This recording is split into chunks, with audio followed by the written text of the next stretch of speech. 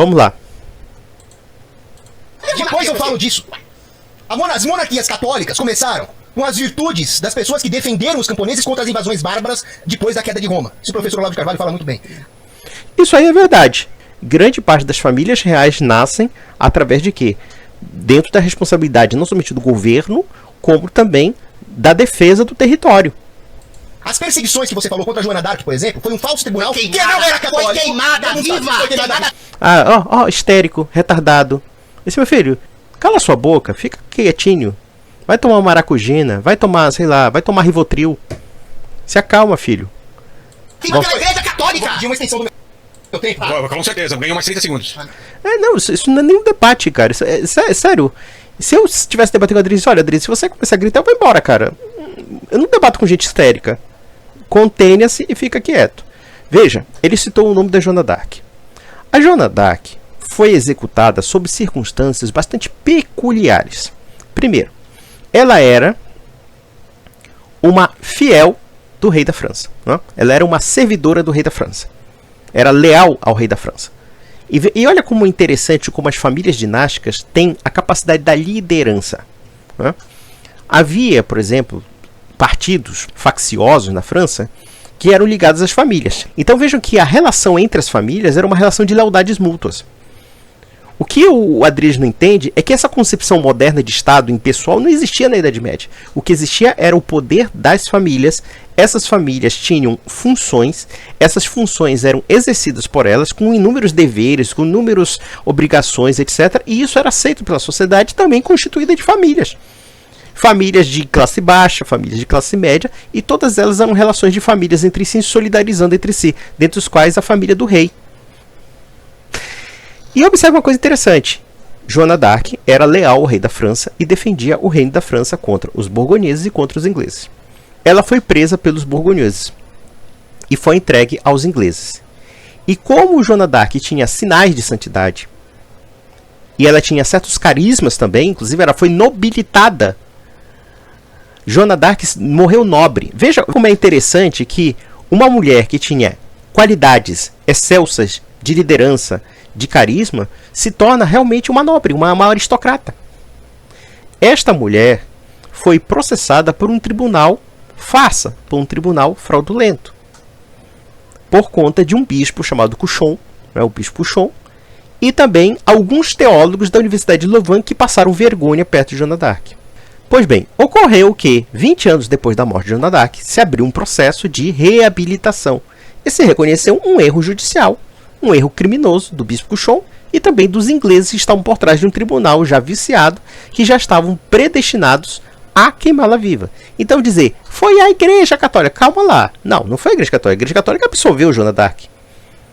Foram uma facção política, e o bispo Cuchon era envolvido com essa facção política, um bispo corrupto, que fizeram um julgamento farsa contra Joana d'Arc. Agora, você vai culpar todo o orbe católico por causa disso? Besteira, bobagem, puro flatus vossos, né? Vamos lá. Meu Deus. Ela foi queimada por um falso tribunal montado por hereges ingleses e por um bispo francês herege traidor chamado Cauchon, que era porco. Jordano Bruno era o... Jordano Bruno foi queimado. Pera lá. O Cogos está parcialmente certo. Os ingleses se reuniram através de um julgamento farsa contra Joana d'Arc. Esse é o primeiro ponto. O Cogos está plenamente correto. Agora, se são hereges, no século XV, eles não eram anglicanos, eles eram católicos também. Só que, claro, motivados por questões políticas espúrias, por paixões políticas, e acabaram realmente criando julgamento farsa contra ela, para o quê? Para descredibilizá-la como santa e dizer que ela é uma bruxa. E, portanto, claro, isso atacando o rei da França. Né? O rei da França, que no caso seria Carlos VII.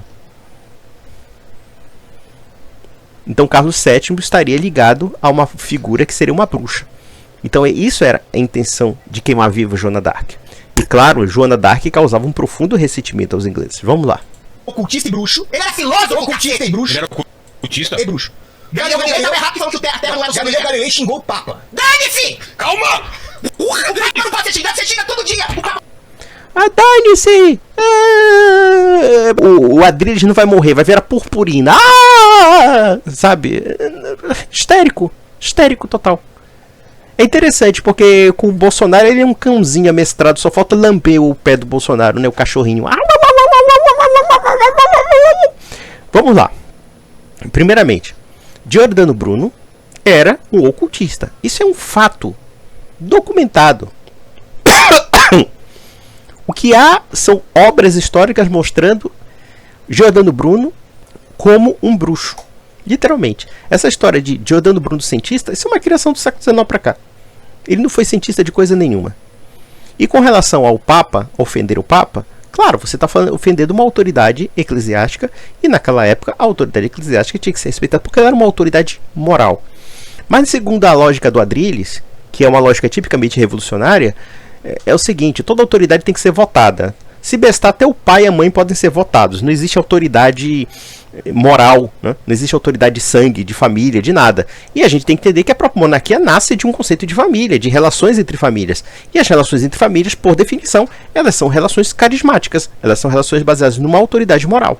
A monarquia nasce de um conceito moral de autoridade, não de um conceito democrático, de um conceito de consenso. Aliás, existe de fato até um consenso com relação à monarquia. Se nós analisarmos as monarquias que sobreviveram, a maioria consente na ideia de que aquela família dinástica tem uma tradição política em torno de um país. Simples assim. Aliás, isso é tão evidente que essa idolatria que esse pessoal tem pelo Bolsonaro, essa idolatria fanática que até o senhor Adrilles participou, de alguma forma tem um viés monárquico. Ainda que deturpado, distorcido, porque ninguém também tinha tanta fé no rei assim a ponto de cair numa idolatria. Poderia um ou outro maluco ter isso, mas o rei tinha que ter o cumprimento de certas obrigações que um Bolsonaro da vida não se sente de jeito nenhum. Deixa todo mundo lá, míngua lá na porta dos quartéis. Vamos lá. Não, ele não é papa. Agora vamos voltar. Você não é católico. Vamos voltar. Isso é outra questão. Isso é outra questão. Você não é católico.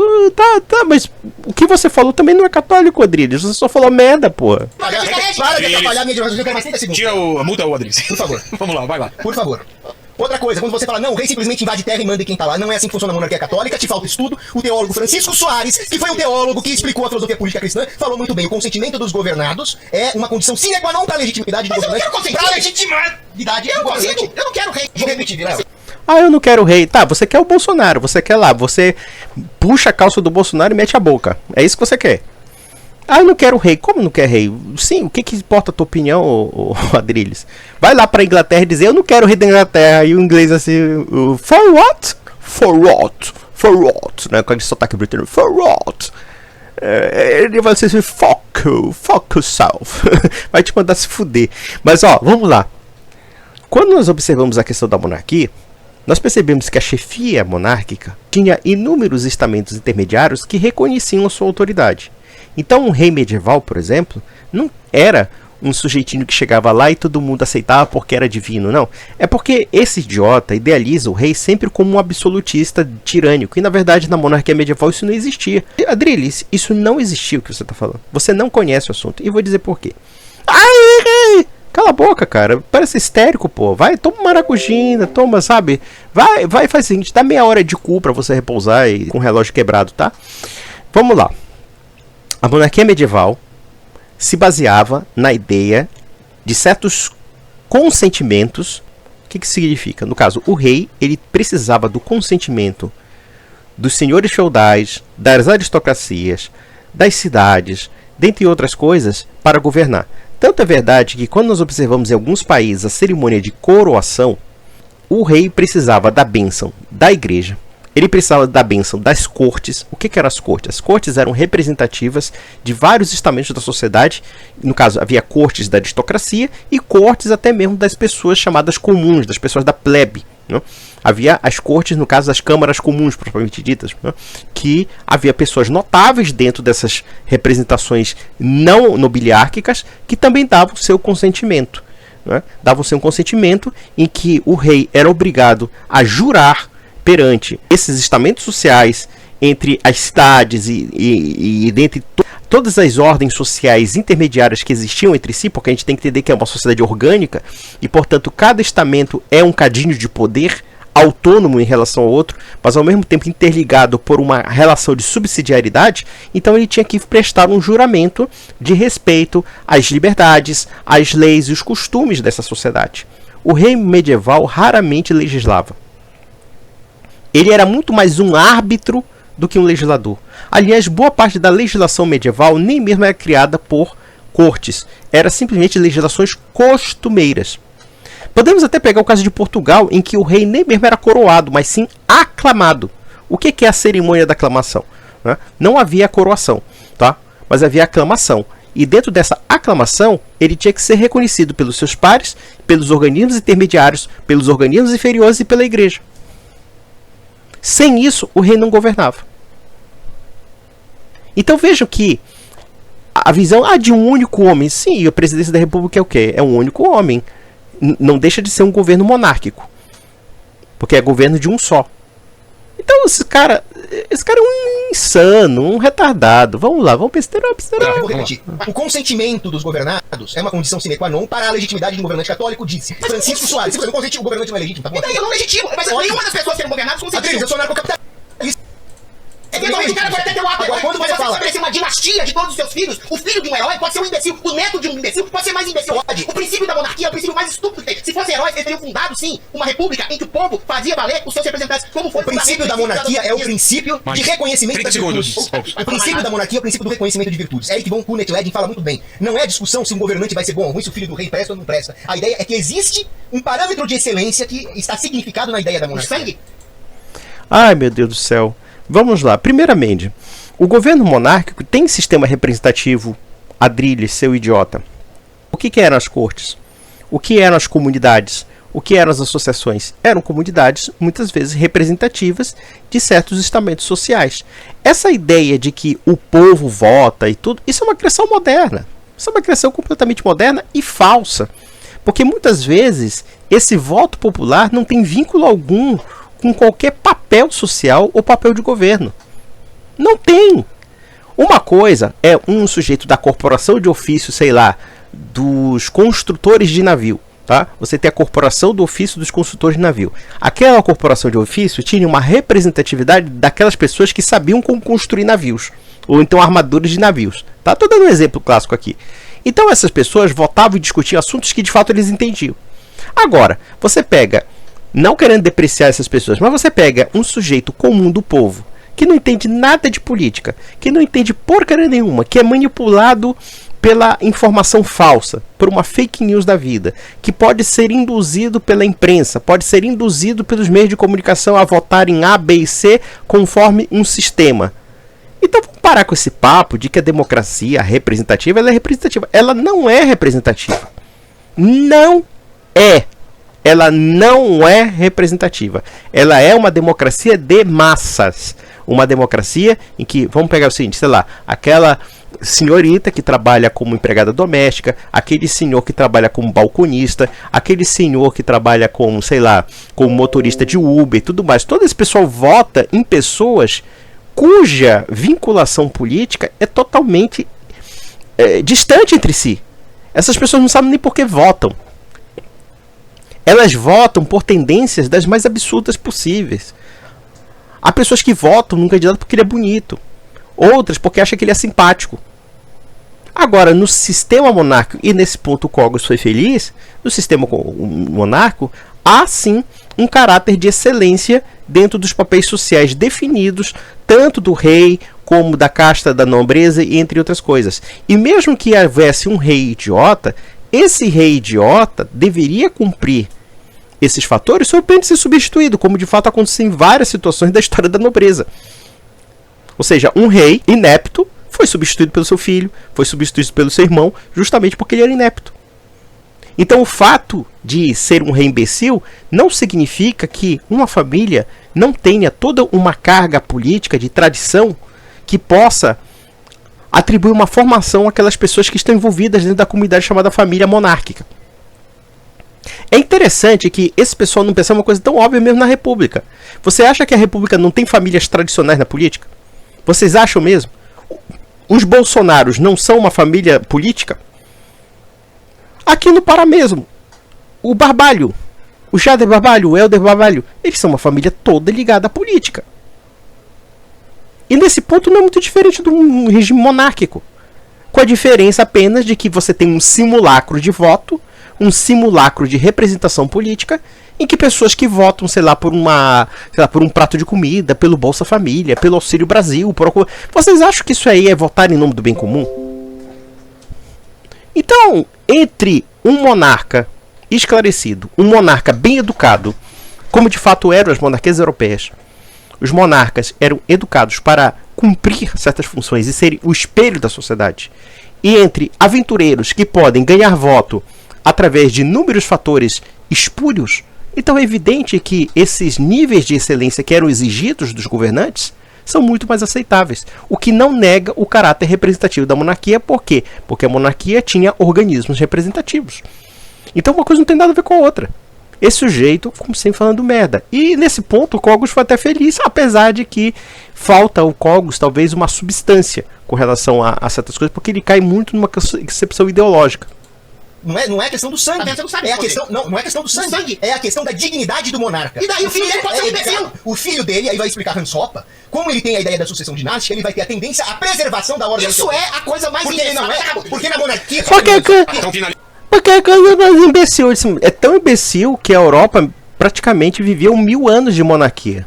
Imbecil é acreditar que um governante é representativo porque a empregada doméstica, o balconista, o motorista de Uber que não entende nada de política votam nele. Isso é imbecil. Como é imbecil, um bando de senhoritos comadriles numa Jovem Pan soltando impropérios idiotas sobre política e todo mundo acreditando nele. E detalhe, através de argumentos errôneos, de pensamentos errôneos, pessoas sendo induzidas a votar errado, sendo induzidas a votar mal e dentre outras coisas. A gente sabe que a democracia moderna ela é um simulacro em muitos aspectos, como o constitucionalismo é um simulacro. Eu posso até falar aqui, claro, eu pode até me comprometer. O Alexandre de Moraes escreveu um livro sobre direito constitucional, e de fato eu li esse livro, por incrível que pareça, porque eu estava estudando para direito, né? Eu li o livro de direito constitucional, e ele fala, né, da questão da Revolução Francesa, da Revolução Gloriosa, da Revolução Americana, a criação do conceito da constitucionalidade. Cara, eu não acredito em nada disso. A Constituição é um pedaço de papel que um grupo político, um conjunto de grupos políticos oligárquicos remodela conforme os seus interesses, seus caprichos, e chamam isso de vontade do povo, né? Quer dizer, a vontade do povo é o seguinte, é a vontade da dona Cotinha, catequista da paróquia, que acredita no Bolsonaro, é a vontade daquela petista doida lá, professora de rede pública, e todos eles têm um conhecimento zero de política. Eles não têm nada, nenhum conteúdo político propriamente dito. É por isso que hoje nós temos deputados e senadores medíocres. Porque, claro, a tendência democrática é a tendência do quê? De adequar o conceito da massa, o conceito padrão rebaixado. A monarquia era justamente o contrário. A monarquia tinha um padrão de cima em que aquelas famílias eram obrigadas a terem aquele padrão sob pena de elas serem mal vistas pelo povo. Isso é a democracia. A democracia é o rebaixamento. Democracia é o rebaixamento. Olha, um dia desse eu tava vendo o Mamãe Falei pegando porrada de um deputado chamado Boca Aberta.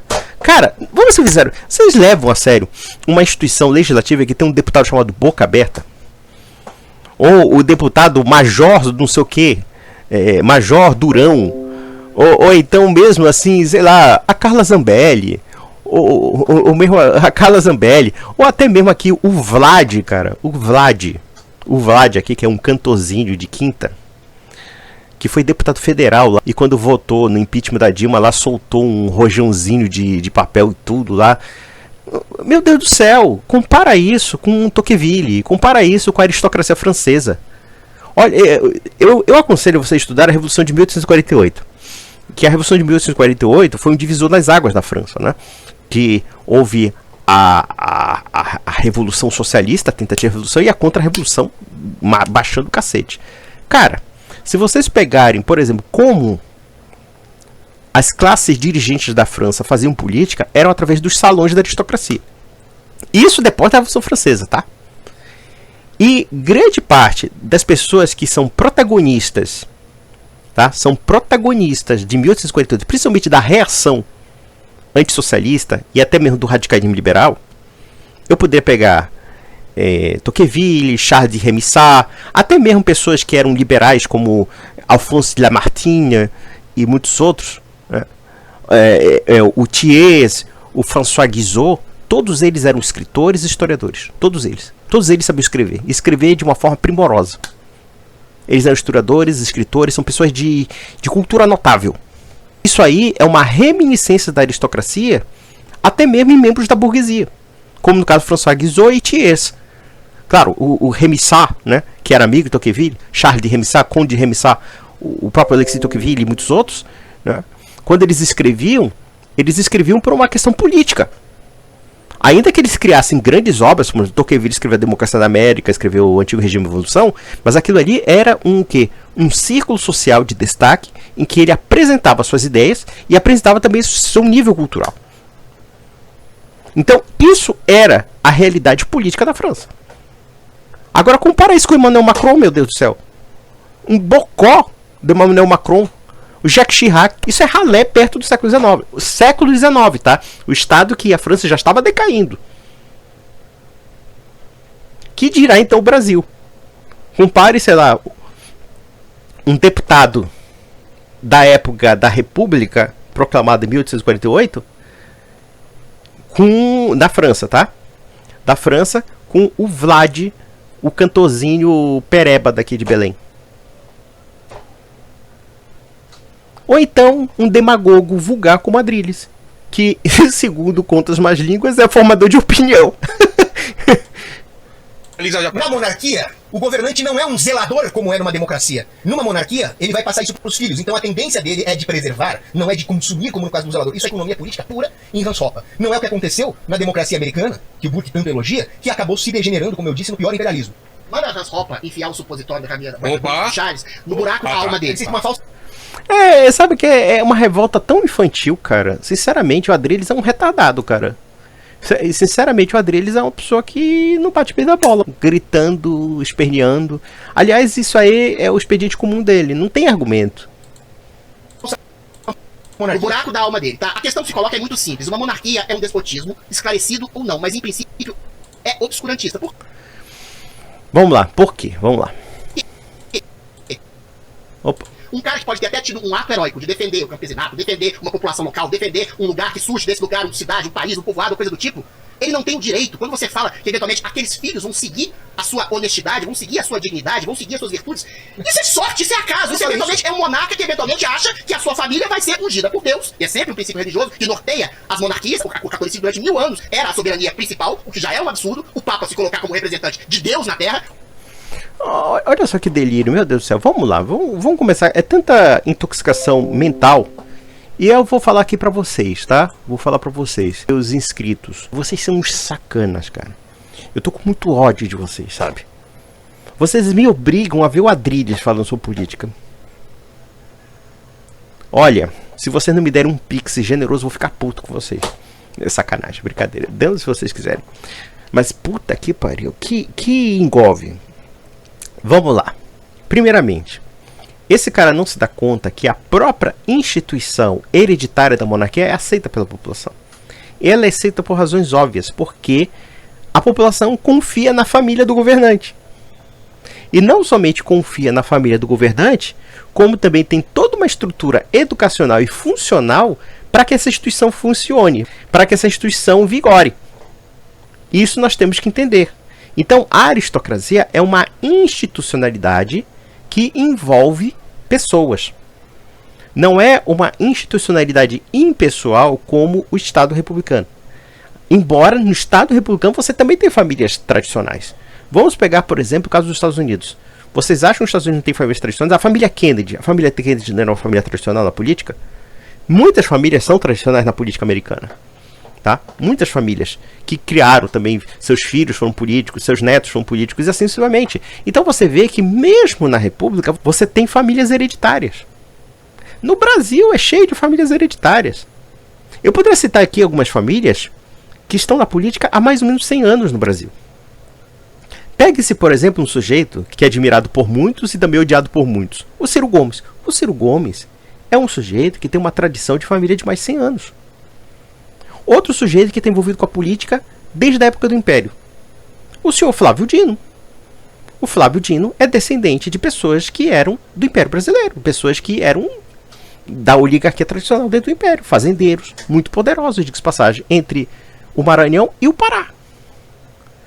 E isso sem prejuízo de outras dinastias. Você não somente tem dinastias políticas dentro da esfera republicana, como você tem até dinastias militares. Se vocês pegarem a história de certos generais ou marechais que trabalharam para Hitler, por exemplo, na Wehrmacht, liderando e tudo, havia generais ali com tradições militares de 500, 600 anos. Isso é um processo perfeitamente explicável dentro da sociedade que era não somente do medievo, como também numa sociedade onde as famílias cumpriam papéis institucionais. E isso é perfeitamente natural. Ah, eu não quero um rei. Foda-se se você não quer o rei, mas a população queria. E precisava de uma autoridade para colocar a ordem. E essa autoridade só poderia ter continuidade se ela fosse hereditária. Porque foi o que aconteceu. Os reis, em geral, se nós analisarmos, por exemplo, a história de certas monarquias, elas não eram hereditárias, elas eram até eletivas. E quem é que votava na eletividade? Eram corpos intermediários que participavam dessa eletividade. Só que aconteceu o seguinte: como a hereditariedade era sinônimo de estabilidade, uma vez que não vai mudar o governo conforme os caprichos da massa, ou então os caprichos de uma dinastia, era melhor que se trabalhasse com aquela dinastia, porque as pessoas conheciam o modus operandi de governo daquelas pessoas. Mesmo as pessoas medíocres, mesmo as pessoas ruins, etc. Então era assim que funcionava o sistema monárquico. Mas essa besta aí, esse otário aí, não tem argumento senão gritar, que espernear que nem prostituta de zona, sabe? Vamos lá. Os bispos, seus aristocratas auxiliares, ou seja, Deus fala ao coração dos homens. Deus não tem monarca, Deus não tem rei, Deus é, em princípio, o rei. O único Deus vivo que pode ser considerado rei dos homens, para além de ser rei de Deus, é Jesus Cristo. Que besteira, cara. Pera lá, Jesus Cristo nos deixou apóstolos. Jesus Cristo diz na Sagrada Escritura: quem vos ouve, a mim ouve. Isso ele fala para os apóstolos e para os seus seguidores. Isso está em Lucas, se não me falha a memória. Jesus Cristo também fala aos apóstolos: aqueles a quem perdoardes serão perdoados, aqueles a quem retiverem serão retidos. Os apóstolos detinham autoridade sobre a igreja. Eles falavam em nome de Cristo. Eles testemunharam o Cristo. E aqui vemos o quê? Uma anarquia idiota, uma anarquia imbecil. Ou seja, ele apela a uma anarquia política para negar a figura do rei.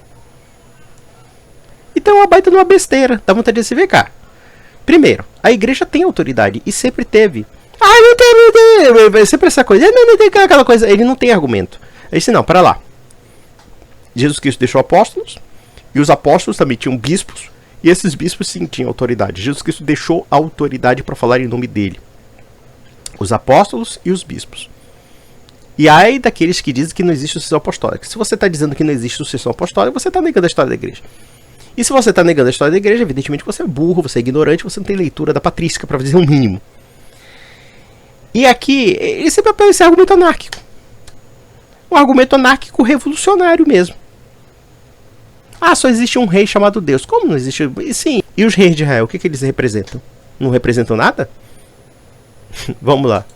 E Cristo nunca se colocou como opressor. E Cristo nunca colocou-se como uma descendência de filhos seus que seriam, pelo sangue, ungidos em seu nome para governar coisíssima nenhuma. Se houvesse um princípio de razoabilidade desses heróis que você cita, esses heróis teriam fundado a República antes do iluminismo. Ai, meu Deus do céu. Nossa, eu não entendo uma coisa dessa. Primeiramente, Jesus Cristo era Deus, o Verbo encarnado. Esse é o primeiro ponto. O segundo ponto é o seguinte: dá para perceber que ele não entende o sistema monárquico. Terceiro ponto: o republicanismo moderno é um fenômeno moderno. Não havia noção de povo na Idade Média. Não no sentido como os republicanos, de uma forma artificial, criaram a partir da Revolução Francesa. Vamos analisar essa história chamada povo francês, povo português, povo espanhol. Isso não existia na Idade Média. Existiam o quê? Populações locais que tinham representações locais, e essas representações locais tinham um peso muito maior do que o centro. Já começa por aí. E toda a concepção de povo que foi criada a partir do Estado moderno, a partir do Estado liberal, implica um processo de centralização do poder estatal. Como? Através de um governo central, que podemos dizer uma capital, no caso Paris, na França, Lisboa, em Portugal, Madrid, na Espanha, Berlim, Alemanha, e assim sucessivamente, ou na Itália, Roma. E, ao mesmo tempo, se por um lado se reivindica uma identidade do povo, o paradoxo disso é que essa identidade não se vincula a povo algum. É pura abstração criada pelos liberais. Como ele está falando, vamos criar uma república antes, né, do surgimento do iluminismo. É a mesma coisa que dizer que nós temos que ter um cristianismo antes de Cristo. É a mesma coisa de dizer que nós temos que ter Portugal antes de Afonso Henriques. Nós temos que ter o Brasil antes de Pedro Álvares Cabral. É uma coisa assim completamente irracional. Ele parte da pressuposição que o republicanismo moderno é um conceito universal, essencialista e não histórico, né? Ele é transcendente. Meu Deus do céu.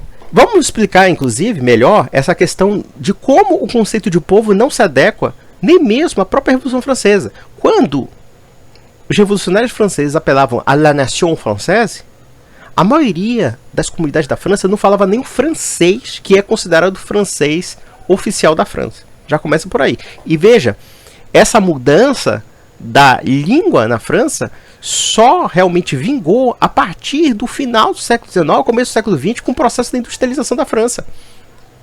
Porque veja, quando nós observamos a consolidação do Estado francês, é o Estado francês que começa a impor uma uniformização cultural a partir de Paris, a partir da língua francesa falada em Paris, falada na corte, inclusive, do rei, contra regiões da França que tinham dialetos locais.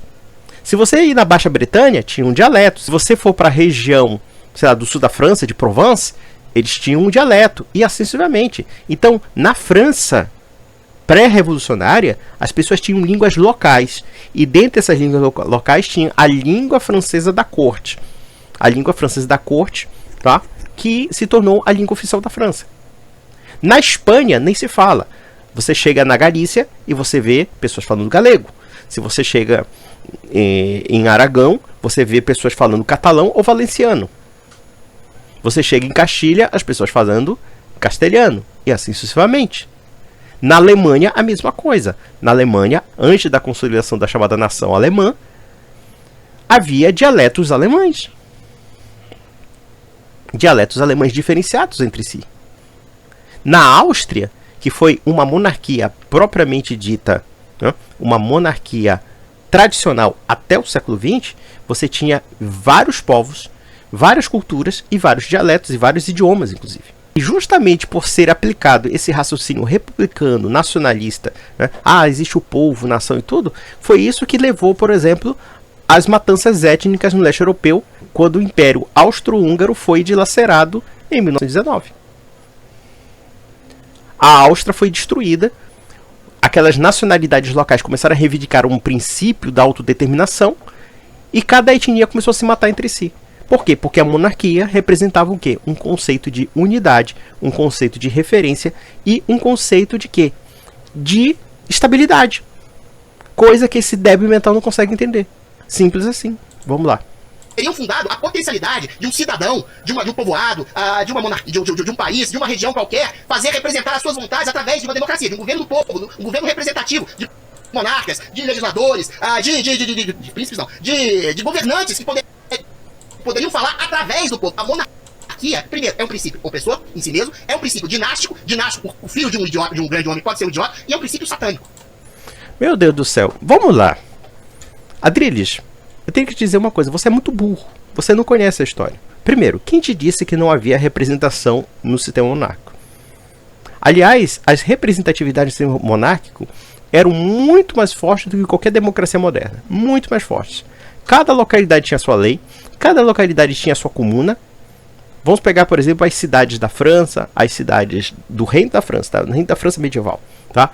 As cidades, por exemplo, que nós encontramos hoje no que é a região da Holanda, da Bélgica, e que na verdade não existia a Bélgica nem a Holanda, né? Eram principados, ducados, etc. E sem contar também as cidades da Alemanha, que eram ligadas ao Sacro Império Romano Germânico. O rei do Sacro Império Romano Germânico, embora ele pudesse consolidar uma aparente unidade dessas cidades, o imperador do Sacro Império era tão fraco, mas tão fraco que ele nem exército tinha. Nem exército próprio ele tinha. E essas cidades eram praticamente semi-autônomas. Elas tinham leis próprias, elas tinham idiomas próprios, elas tinham jurisdições próprias, elas tinham comunas representativas. Então essa ideia de que todo governo representativo necessariamente tem que ser votado, eleito, isso é uma baboseira. E é uma baboseira muito perfeitamente explicável pelo fato de que, primeiro, não havia o conceito do povo no mundo medieval. Havia o conceito de entidades corporativas, representativas e estamentais. Isso era o verdadeiro elemento de representação da Idade Média. Esse é o primeiro ponto. Segundo ponto, você comete um anacronismo idiota partindo da pressuposição de que nós temos que inventar um povo para inventar uma república. Isso não tem a menor lógica. Isso não teria a menor lógica para o mundo medieval. Um homem de Lübeck, que era uma cidade da região da Alemanha, porque não existia um país chamado Alemanha, mas uma região chamada Alemanha, ele jamais se sentiria representado se ele fosse transformado num alemão. Um homem da Espanha, digamos, um homem da Galícia, de alguma cidade da Galícia, ou de Castilha, ou de Aragão, ou de Valência, ele jamais se sentiria representado se ele virasse o povo espanhol. Como de fato foi o que aconteceu. Nós sabemos que na Espanha, os liberais se reuniram em Cádiz em 1812 e criaram uma Constituição Espanhola. Uma Constituição Espanhola, a revelia da maioria da população espanhola, que não se considerava espanhola no sentido nacional da palavra. Porque os critérios políticos de identidade e de unidade eram o quê? A Igreja Católica e a monarquia. Aí você vai dizer que é um sistema opressor? Como é que é um sistema tão opressor, mas ao mesmo tempo tão estimado pela população?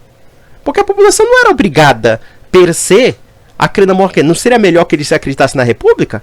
Mas aí foi o que aconteceu. Essa Constituição faz o seguinte: tira todos os poderes da localidade, tira todos os poderes do município, tira todos os poderes dos estamentos sociais que são representativos de fato, para colocar na mão de meia dúzia de aventureiros que você diz que são representantes do povo em Madrid.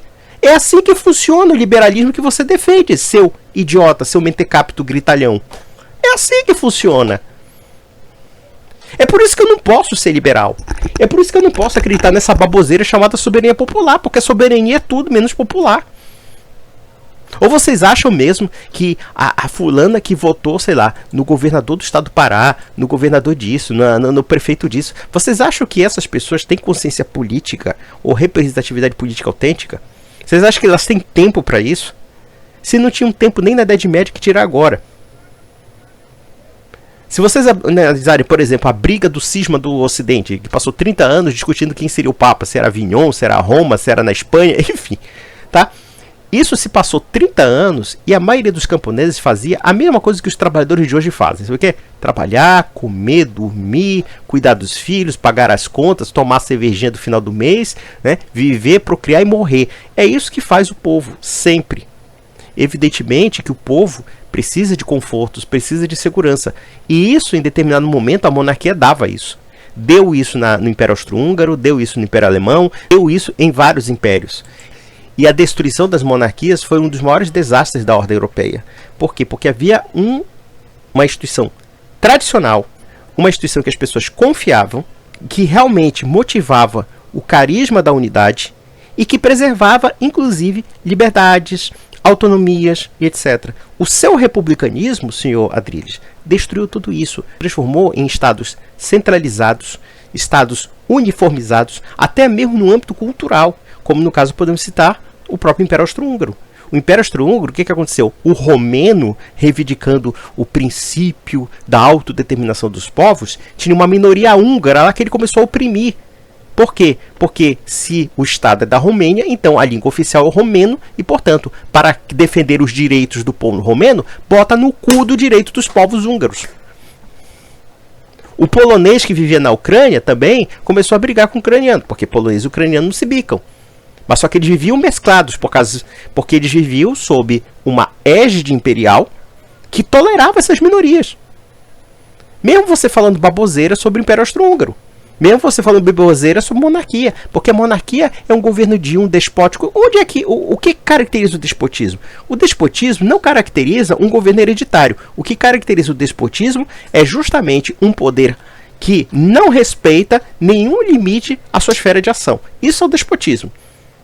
Agora, se as monarquias respeitam tudo isso e até preservam tudo isso, preservam a incolumidade das autonomias, preservam a incolumidade das nações, então onde isso é despótico? Você está falando merda, cara. Vamos lá. Por exemplo, se vocês pegarem o registro dos judeus austríacos, húngaros, tchecos, sobre o Império Austro-Húngaro, eles amavam o imperador da Áustria. Eles amavam o arquiduque imperador da Áustria. Por quê? Porque ele era um fator de estabilidade política. Ele mantinha, através da confiança dinástica da família e da hereditariedade da família, tá, uma condição que mantinha os judeus protegidos das maluquices nacionalistas que depois foram causadas justamente por esse republicanismo nacionalista que você defende. Viena, no final do século XIX, começo do século XX, era uma cidade praticamente judia. Um terço da população de Viena era judia. E rica. Profissões liberais. Você tem inúmeros gênios, escritores, poetas, músicos judeus. Um deles, um famoso Gustav Mahler, por exemplo. O Sigmund Freud era um judeu.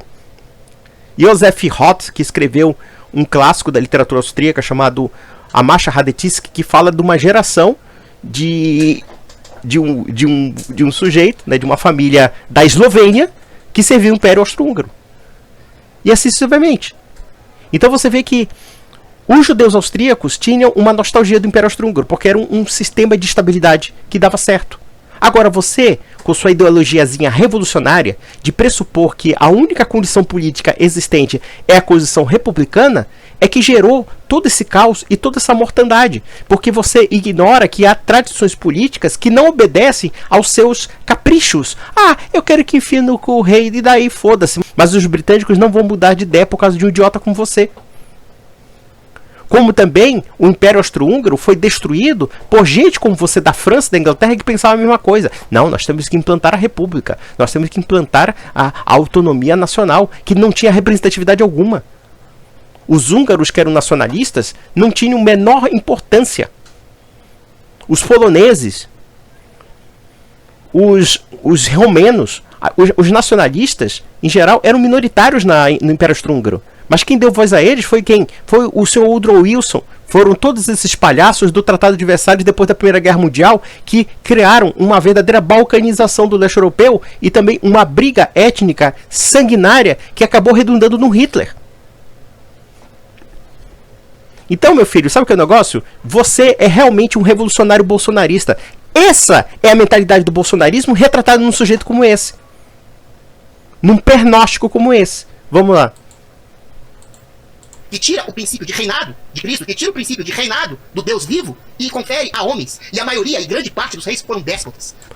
Olha só que coisa mais maluca. Eu não estou entendendo nada. Por que um rei seria mais absolutista do que um regime republicano? Quando na verdade nós temos exemplos de sobra de regimes republicanos que através das eleições, que através do voto eleitoral se tornam déspotas. Olha aí o chavismo na Venezuela. Como é que eles se promoveram? Através de eleições. Hitler se tornou um déspota através de eleições. Aí ele se apegou a uma palavra chamada rei e dizendo só rei é Jesus Cristo. Que besteira! Onde é que Jesus Cristo diz que só ele é rei? Onde é que ele diz isso? Aliás, ele fala até mesmo de que Jesus Cristo é contra a escravidão. Jesus Cristo nunca opinou sobre a escravidão. É só besteira. Meu filho, deixa eu falar uma coisa muito simples.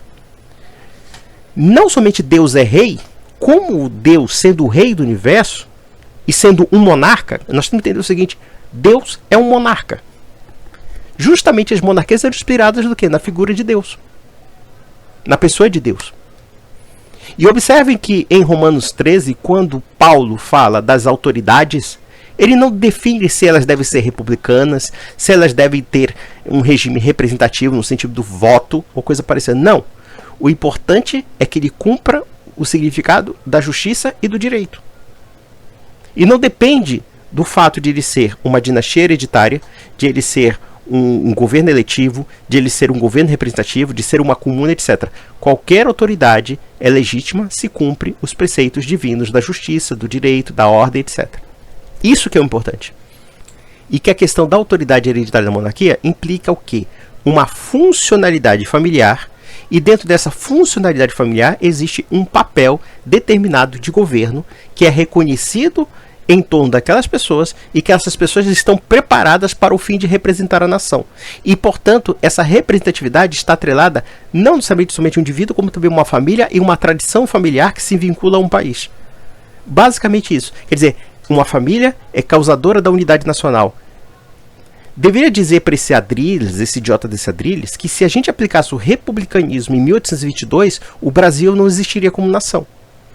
Não existiria, como de fato a gente pode falar pela experiência histórica, que foi justamente pelo republicanismo é que a América Latina se esfacelou, o Império Espanhol se esfacelou em várias, entre aspas, nações biônicas. O Brasil não fez isso, o Brasil escolheu o caminho monárquico. E o caminho monárquico, o caminho do carisma da família, a família como representação da unidade nacional, é que preservou o território nacional brasileiro, preservou o legado do Império Português. Simples assim. Vamos lá. Os imperadores, os reis, foram déspotas, foram escravocratas, torturavam, matavam, estupravam mulheres. Meu Deus do céu.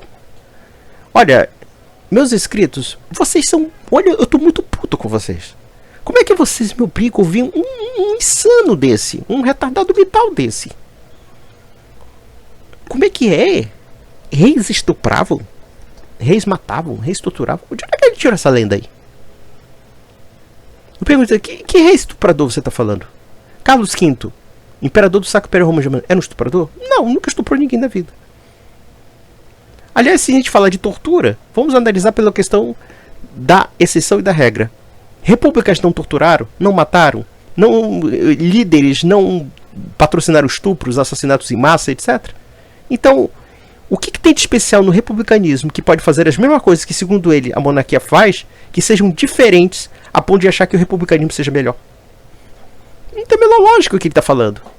Cara, olha, eu vou dizer uma coisa. Você que é bolsonarista e acreditou nesse cara, você é muito retardado para acreditar num homem desse, mas vamos lá.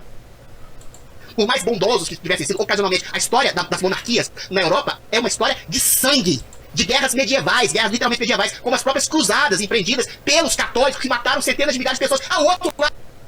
Ai, meu Deus do céu. Sabe aquela coisa? Sabe o que acontece no insano como o Adrilles? É que ele atira para todos os lados, né? Ele atira pá.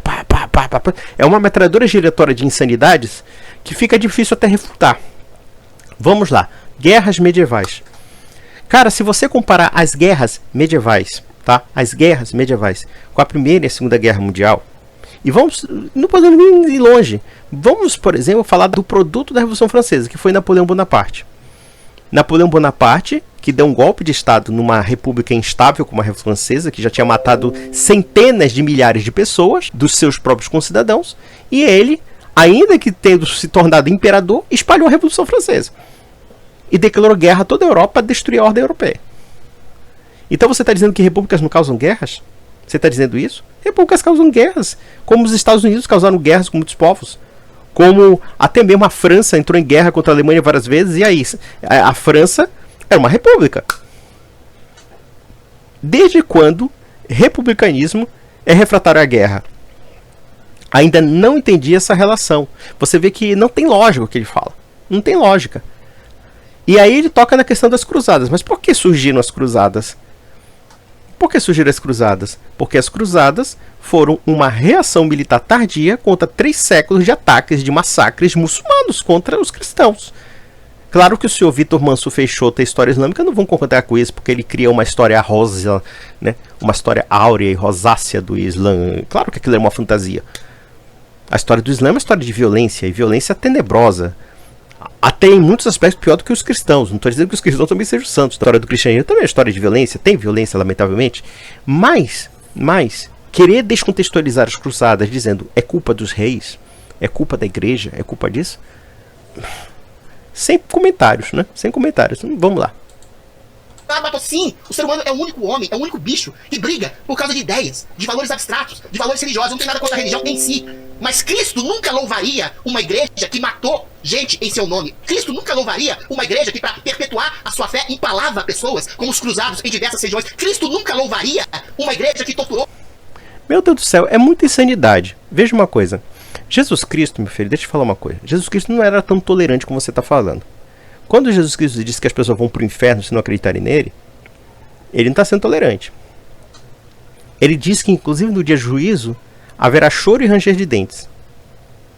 Eu não estou dizendo que Jesus Cristo aprovava as cruzadas ou coisa parecida. Isso está fora do nosso alcance de juízo.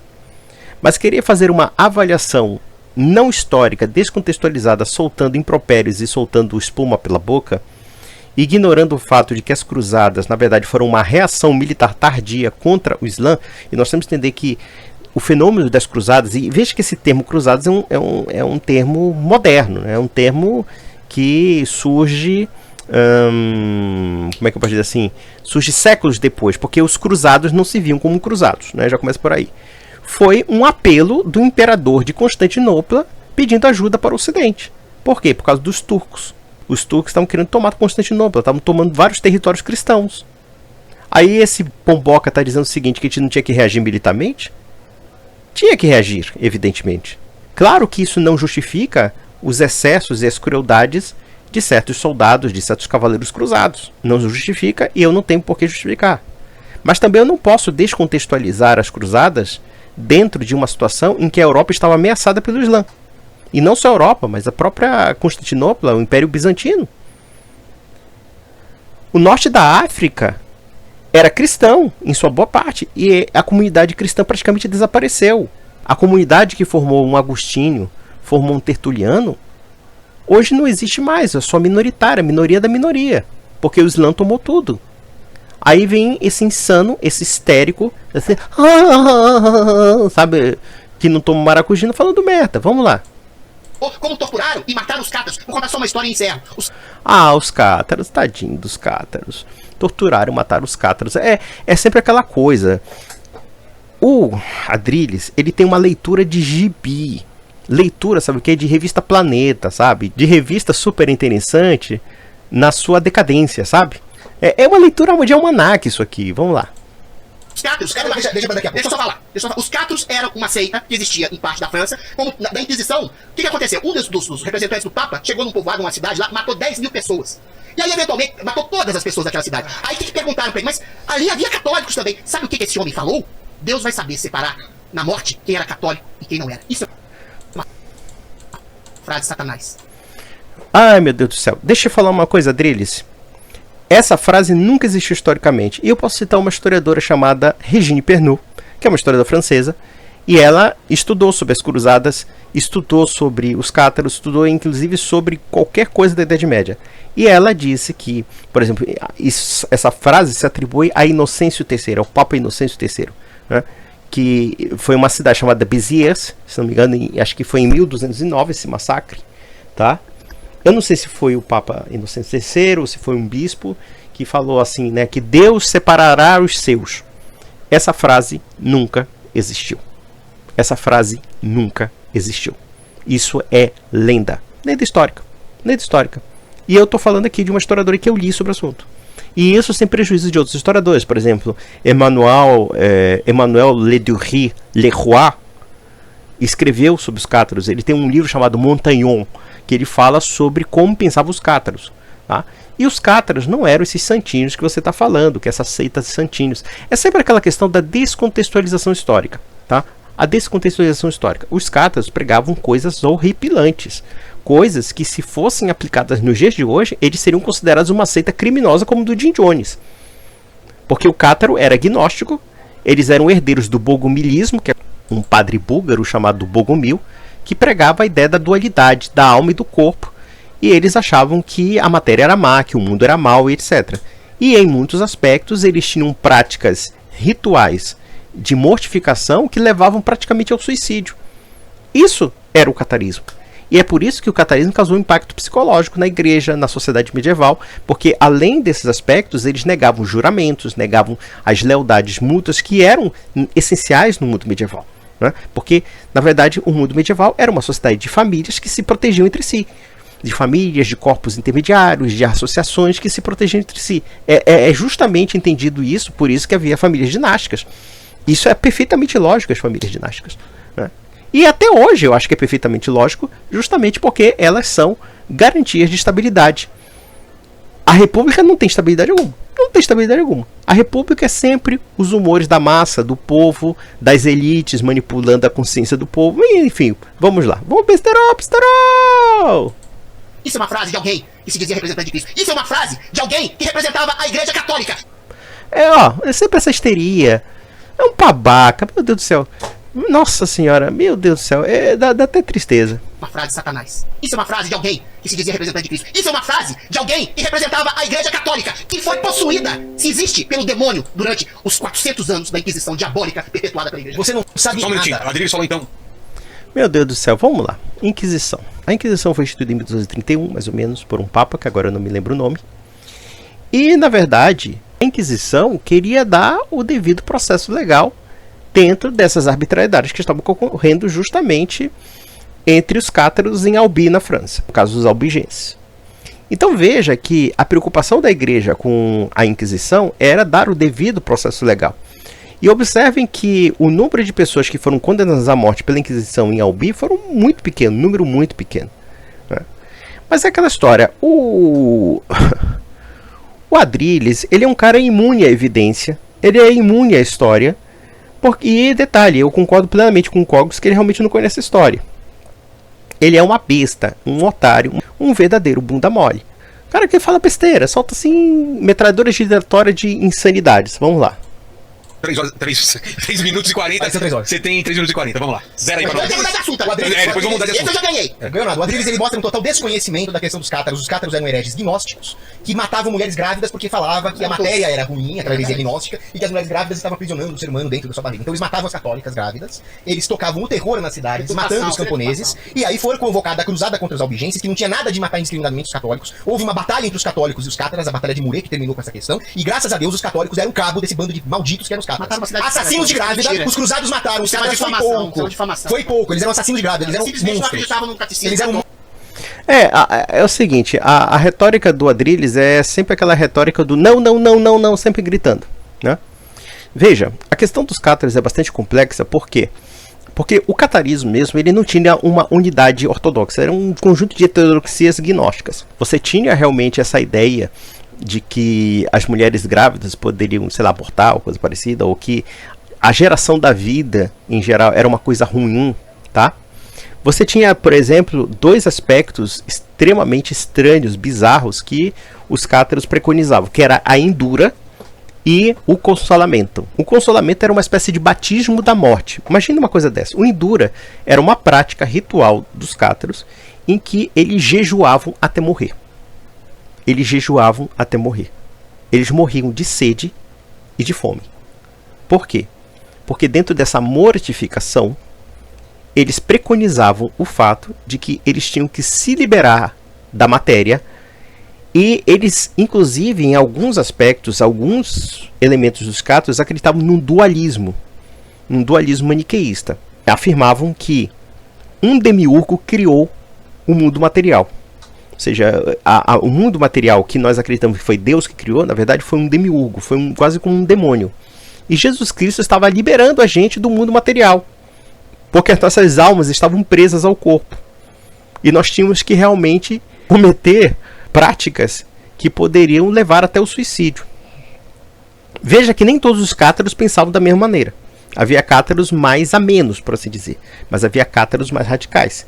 Então eles praticavam o indura, era uma espécie de abstinência radical da vida, e a partir disso, quando a pessoa estava preparada para morrer, eles davam um consolamento, que era o sacramento, por assim dizer, do batismo da morte. É isso que o Adrilles está defendendo. E que, na verdade, houve uma guerra civil. A gente tem que entender que a religião, ele mesmo falou que as ideias movem o mundo e que as pessoas matam por ideias, por religião, por política, por etc. E no caso da religião, havia uma ameaça à ordem social, a ordem social católica. Aí ele vem com esse papo de que a igreja está com demônio. Não, demônio é quem fica pregando suicídio coletivo, como o Jim Jones. E você está defendendo essa seita. Senhor Adrilles, você está defendendo uma seita que defende o suicídio da humanidade. Então você acha que não tem que ser combatida essa seita? Com relação aos cruzados, né, o próprio Paulo Cogos, ele fala uma coisa que, de certa forma, é verídica. Os cruzados foram uma reação à dominação muçulmana, às ameaças muçulmanas. E a gente tem que entender que as cruzadas, essa palavra, ela é muito imprecisa. Eu não gosto do termo cruzados, para falar a verdade. Quando a gente avalia as cruzadas apenas quando Godofredo de Bouillon tomou Jerusalém em 1098, né, mais ou menos isso, né, a gente sempre avalia as cruzadas dentro de uma visão superficial, porque essa guerra contra o Islã já era dentro do século VIII, IX. Os islâmicos chegaram a se situar na fronteira da França com a Itália e eles saqueavam, eles tinham praticamente cidades de piratas ali, localizadas para o quê? Para atacar os comerciantes cristãos. Eles raptavam, eles sequestravam, eles matavam, eles estupravam. Aí vem essa besta aí. Vamos lá. Monstros, assassinos de mulher. Eu tava pegando exceção pela regra. E quem estava de falar disso? Peraí, Adriles. Veja, aí o Adrilles é histérico, ele não sabe falar, ele grita, ele esperneia pra ganhar no grito. Ele diz, não, porra. E quem convocou essa cruzada foi nada menos do que São Domingos de Gusmão, um grande católico. Que manda matar gente. Manda matar cátaros. Agora, outra coisa, Adrilles, você também... Não sei o que, matar gente. Não, pera lá. Você tem uma subversão social gravíssima que perseguia católico, que subvertia as autoridades, que poderia ser uma ameaça à ordem pública e que, portanto, essas pessoas agindo com violência não teriam uma reação também violenta, inclusive matar essas pessoas. Meu Deus. Também mostra um total desconhecimento da filosofia política católica. A monarquia é o melhor regime que existe. Quem escreve isso é Santo Tomás de Aquino, em De Regno ad Regem Cypri, sobre o reino para o rei do Chipre. Ele escreve como um navio, a Vilela vai ficar brava agora. Como um navio, ele tem que ter uma unidade de comando, ele tem que ter um capitão. Não. Essa é a analogia do Santo Tomás de Aquino. Capitão e pirata. Agora, quando você tem uma monarquia, fica muito mais fácil pro povo se organizar contra uma tirania. Isso o Juan de Mariana escreve. Se você quiser degolar alguém, você vai ter que degolar um rei. Que absurdo. Você não vai precisar fazer grandes revoluções sangrentas contra vários grupos oligárquicos. Agora, as oligarquias se organizaram na República Romana, mataram os irmãos Graco, e quem conseguiu acabar com a bagunça foi quando Roma passou de uma república para uma monarquia, né? Graças a Júlio César. Tem mais essa questão. Outra coisa, quando você fala a sanguinolenta Idade Média, a Idade Média era muito mais pacífica do que os seus séculos iluministas. Anatole France escreve: as máquinas de matar das democracias mostram uma total impiedade. Um rei teria alguma comiseração pelo seu povo, por pior que fosse. E finalmente, sim, Cristo defendeu a monarquia. Quando ele fala que você vai ser batizado, vai herdar o reino de Deus, o que ele está falando? Que os batizados, ao se tornarem filhos de Deus, herdarão o reino de Deus. A monarquia está na teologia cristã. É uma abstração total. Sabe aquela coisa, uma resposta que não tem embasamento? Por que Jesus Cristo não fala de uma república, mas fala de um reino?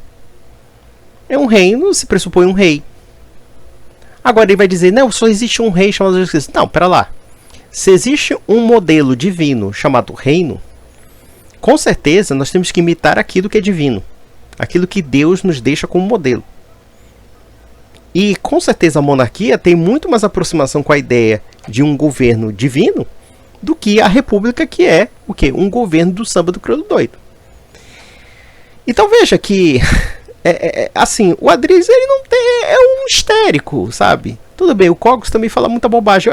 Eu acho que não adianta você falar de São Tomás de Aquino, não adianta falar de Juan de Mariana, de muitos autores escolásticos, porque o Adriles não vai chegar a esse nível de conhecimento. A questão melhor é você falar da experiência histórica da monarquia, entendeu? Então ele fica falando que a monarquia é sangrenta, não sei o que, blá blá blá. E a república é o quê? 2 séculos de republicanismo liberal e suas variantes anômalas, por assim dizer, se é que podemos dizer que são anômalas, são consequências lógicas, ou seja, os totalitarismos de esquerda e de direita foram muito mais violentos do que qualquer monarquia medieval. Muito mais violentos, mas vamos lá. Alberto Bellarmino falava que a monarquia é a exaltação da virtude. O povo se reflete nas virtudes do rei e se torna virtuoso. Mas gente, o rei é virtuoso, meu Deus! A ideia da monarquia que o rei é virtuoso? O rei tem que ser virtuoso. O rei...